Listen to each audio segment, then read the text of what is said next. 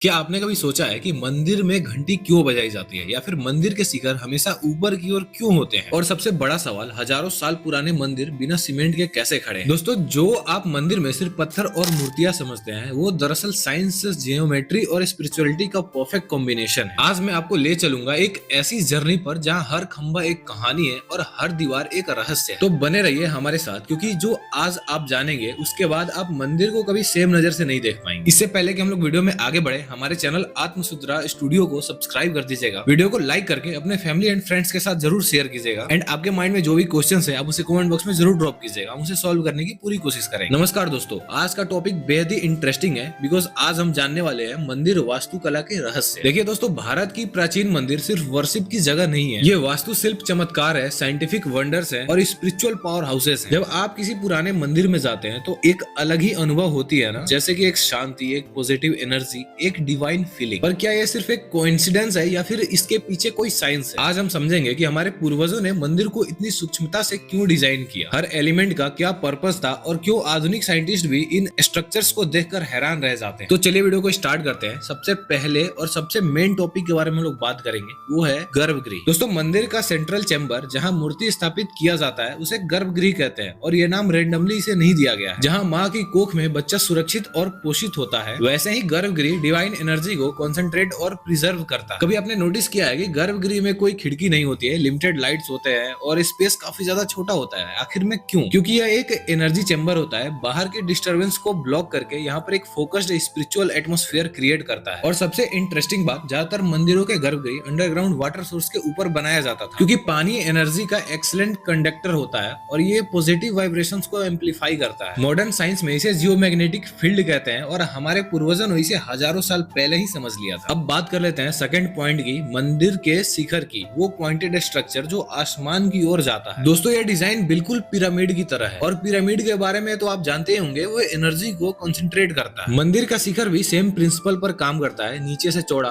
ऊपर की ओर पॉइंटेड। यह शेप एक एनर्जी फ्यूनेल की तरह काम करता है। कॉस्मिक एनर्जी ऊपर से आती है, शिखर से होते हुए नीचे गर्भगृह में कंसंट्रेट होती है और फिर वहां से पूरे मंदिर में रेडिएट होती है। और अगर जियोमेट्री की बात करें तो हर मंदिर मैथमेटिकल रेशियो पर बना होता है, सब कुछ परफेक्टली कैलकुलेटेड। चाहे खजुराहो का मंदिर हो या फिर कोणार्क का सूर्य मंदिर हो, हर एक मंदिर में यही साइंटिफिक प्रिकॉशन दिखता है। ये रैंडमली नहीं बनाया गया था, हर मेजरमेंट, हर एंगल का एक पर्पस था। अब बात करते हैं अपने टॉपिक के थर्ड पॉइंट के बारे में, एक बहुत ही इंटरेस्टिंग एस्पेक्ट पर, जो कि है साउंड और एक्रोस्टिक्स। आप लोगों में से कोई भी जब मंदिर जाता होगा तो प्रवेश करते ही घंटी जरूर बजाते होंगे, पर क्यों? दोस्तों, ये सिर्फ ट्रेडिशन नहीं है, ये प्योर साइंस है। घंटी का जो साउंड है वो स्पेसिफिक फ्रीक्वेंसी प्रोड्यूस करती है, जो कि निगेटिव एनर्जी को न्यूट्रलाइज करती है और साथ ही आपके माइंड को इंस्टेंटली अलर्ट और फोकस्ड कर देती है। ये साउंड थेरेपी का एंसेंट फॉर्म है। आपने कभी नोटिस किया होगा, मंदिर के अंदर एक्रोस्टिक्स कमाल की होती है। आप कहीं से भी मंत्र बोले, पूरे मंदिर में घुसता है। यह नेचुरल एम्पलीफिकेशन है, बिना किसी माइक्रोफोन के। खास करके पुराने मंदिरों में पिलर्स को इस तरीके से डिजाइन किया जाता था कि वो म्यूजिकल नोट्स प्रोड्यूस कर सके। आपने बिल्कुल सही सुना है, पिलर्स को ठोकने पर अलग अलग म्यूजिकल नोट्स निकलते थे। कर्नाटका के हम्पी में विजया विठल नाम का एक टेम्पल आज भी मौजूद है, जहाँ पर म्यूजिकल पिलर्स आज भी आपको देखने को मिल जाएंगे। ये एक्रोस्टिक इंजीनियरिंग की हाई लेवल अंडरस्टैंडिंग को दर्शाता है। अब बात कर लेते हैं अपने टॉपिक के फोर्थ पॉइंट की, ये मंदिर हजारों सालों से कैसे खड़े हैं। दोस्तों, प्राचीन मंदिरों में सीमेंट या फिर कोई बिल्डिंग मटेरियल्स यूज नहीं हुआ है, फिर भी ये अर्थक्वेक, स्टॉर्म्स और बहुत सारे प्राकृतिक आपदाओं के बावजूद भी ये आज भी वैसे ही खड़े हैं। तो आखिर ये कैसे पॉसिबल हो सकता है? तो इसका राज है इंटरलॉकिंग टेक्निक। हर पत्थर को इतनी बारीकी से काटा जाता था कि वो एक दूसरे से परफेक्टली फिट हो जाए, जैसे कि कोई पजल हो। कोणार्क टेम्पल में 52 टन पत्थर है, जबकि उस जमाने में कोई भी क्रेन्स नहीं थे। एक्सपर्ट आज भी सोचते हैं ये कैसे पॉसिबल है। और सबसे बड़ी बात, पत्थरों का सिलेक्शन भी साइंटिफिक था, किस डायरेक्शन में कौन सा पत्थर, कितने वेट का, सब कैलकुलेटेड। प्लस हर मंदिर में वेंटिलेशन का परफेक्ट सिस्टम होता था, हवा का flow, temperature regulation, moisture control, सब नेचुरली मैनेज होता था। मॉडर्न आर्किटेक्ट में जिसे हम एडवांस टेक्निक कहते हैं, वो हजारों सालों पहले अप्लाई हो चुकी है। तो हमारे इस टॉपिक के लास्ट एंड फिफ्थ पॉइंट की बात कर लेते हैं, वास्तु शास्त्र और कॉस्मिक अलाइनमेंट। दोस्तों, मंदिर का ओरिएंटेशन रेंडमली नहीं होता है, हर मंदिर स्पेसिफिक डायरेक्शन डायरेक्शन में फेस करता है, यूजुअली पूरब की ओर सनराइज की डायरेक्शन में। क्योंकि सूर्योदय के समय की एनर्जी सबसे प्योर और पॉजिटिव होती है, इसीलिए मंदिर को इस तरीके से डिजाइन किया जाता था कि सुबह की पहली किरण सीधे गर्भगृह में मंदिर पर पड़े और पूरा मंदिर कॉम्प्लेक्स एक मिनिएचर यूनिवर्स की तरह डिजाइन होता था। कॉस्मिक एनर्जी के साथ साइन में यह सिर्फ एक आर्किटेक्ट नहीं था, ये कॉस्मिक साइंस था, जहाँ पर हर सभा, हर शिखर और हर घड़ी सब कुछ एक पर्पस के साथ डिजाइन था। साइंस और स्पिरिचुअलिटी का परफेक्ट मिक्सचर। हमारे पूर्वज सिर्फ भक्त ही नहीं थे, बल्कि ब्रिलियंट साइंटिस्ट और इंजीनियर्स भी थे। तो अगली बार जब आप किसी मंदिर में जाएं तो जरा रुककर एब्जॉर्ब कीजिएगा